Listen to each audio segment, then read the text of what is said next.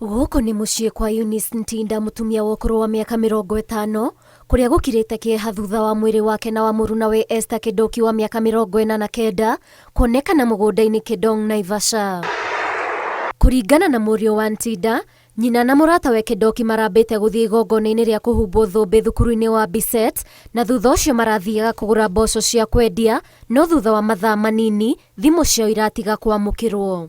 At around 5 I tried to call them to ask them whether they arrived there. Simu zao zilikuwa on but hawapik. They are not responding any call. At around I tried them at around 5 times. It's the same thing.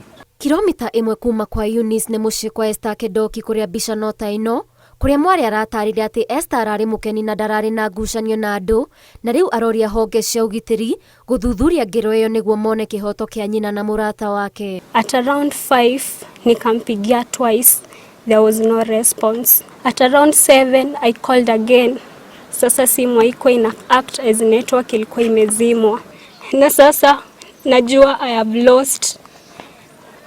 I've lost a king, a hero and everything to me. Ninaomba justice for my mom kwa sababu ninajua hakukosea mtu na kitendo cha unyama yenye alifanyiwa akienda kututafutia. Hata sikuangalia mara mbili, niangalia tu na nikasema ni yeye.